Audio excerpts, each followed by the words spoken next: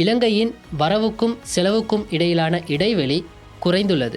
இலங்கைக்கு வருகை தந்த வெளிநாட்டு சுற்றுலா பயணிகளின் எண்ணிக்கையில் அதிகரிப்பு. இந்திய நடிகர் ரித்திக் ரோஷனின் வருகையுடன் திறக்கப்பட்ட சிட்டி ஆஃப் ட்ரீம்ஸ்.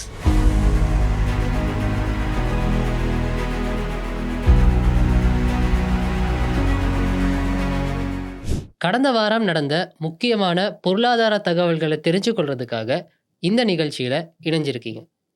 அது இலங்கையில் ஏற்படுத்தக்கூடிய தாக்கங்களை பற்றி இந்த வீடியோவில் பார்க்க போகிறோம்.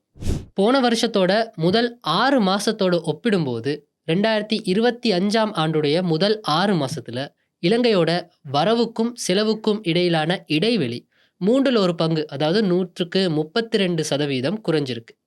நிதி அமைச்சு வெளியிட்ட தகவல்கள் படி இலங்கை அரசாங்கத்தோட வருமானம் இந்த முதல் 6 மாதத்தில் 24.7% அதாவது 2.3 ட்ரில்லியன் ரூபாய் வரைக்கும் அதிகரிச்சிருக்கு.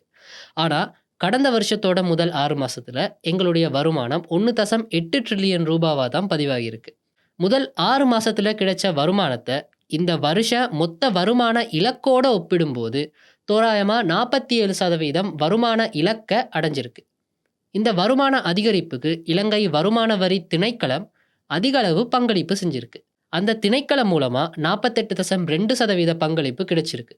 அதே போல் இலங்கை சுங்க திணைக்களம் 45.6% பங்களிப்பு வழங்கியிருக்கு. இந்த வருமான அதிகரிப்பில் வாகன இறக்குமதி மூலமாக கிடைச்ச வருமானம் கிட்டத்தட்ட 335% அதாவது 129 பில்லியன் ரூபாவாக கூடியிருக்கு. சர்வதேச நாணய நிதியமும் அவங்களுடைய அறிக்கையில் இதை பற்றி தெரிவிச்சிருக்காங்க. எப்படி இருந்தாலும் இலங்கையோட செலவு 10.9%ஆல் 2.7 ட்ரில்லியன் ரூபாவாக கூடியிருக்கு. அதே நேரம் பெறுமதி சேர்க்கப்பட்ட வரியும் 27.6%ஆல் 876 பில்லியன் ரூபாய் வரைக்கும் அதிகரிச்சிருக்கு. இந்த வருமானங்களோட எங்களுக்கு கிடைக்கிற ரெமிட்டன்ஸ் பணம், அது மட்டும் இல்லாமல் சுற்றுலா பயணிகளால் கிடைக்கிற வருமானமும் கூடியிருக்கு. அதன்படி 2025 ஜூலை மாதத்தில் வருகை தந்த சுற்றுலா பயணிகளோட எண்ணிக்கை 2024 ஜூலையோட பார்க்கும்போது 6.6%ஆல் அதிகரிச்சிருக்கு.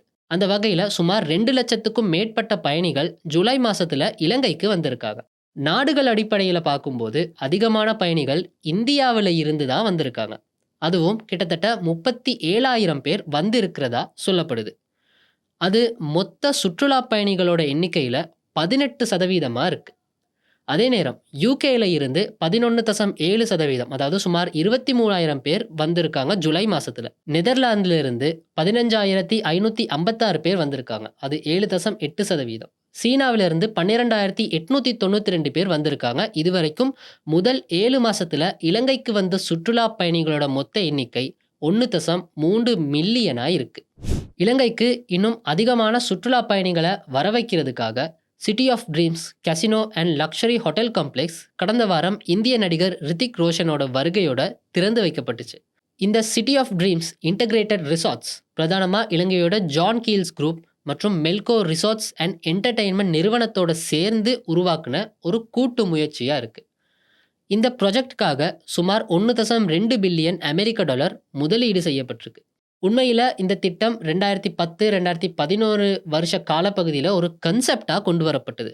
குறிப்பாக 30 வருஷ யுத்தத்துக்கு பின்னால் தான் ஜான் கீல்ஸ் கம்பெனி இந்த திட்டத்துக்காக களமிறங்கி இருக்கு. இருந்தாலும் பல வருஷங்களுக்கு பின்னால் தான் இந்த ப்ரொஜெக்டை கம்ப்ளீட் பண்ண முடிஞ்சிருக்கு. இந்த இவெண்ட்டுக்கு வந்த மெல்கோ கம்பெனியோட தலைவர் இந்தியா, சீனா, மத்திய கிழக்கு மாதிரியான பகுதிகளுக்கு பின்னால் சுற்றுலா பயணிகளை ஈர்க்கிறதுக்கு இலங்கையால் முடியும்னு சொல்லியிருந்தார்.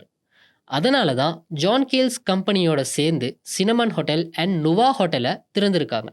குறிப்பாக இந்த நுவா ஹோட்டலோட தான் கசினோ இணைக்கப்பட்டிருக்கு. அதன்படி இலங்கைக்கு இருக்கிற இந்த சுற்றுலா பயணிகளை கவரக்கூடிய ஆற்றல்னால தான் இந்த ப்ராஜெக்டுக்காக 1.2 பில்லியன் அமெரிக்க டாலர் முதலீடு செய்யப்பட்டிருக்கதா சொல்லப்படுது. கடந்த வாரத்துக்கான இலங்கை பொருளாதாரம் மற்றும் வணிக உலகில் நடந்த மிக முக்கியமான தகவல்களை உங்களுக்கு நாங்கள் கொண்டு வந்திருந்தோம். இதே மாதிரி அடுத்த வாரம் இன்னொரு வீடியோவில் சந்திக்கும் வரை நன்றி, வணக்கம்.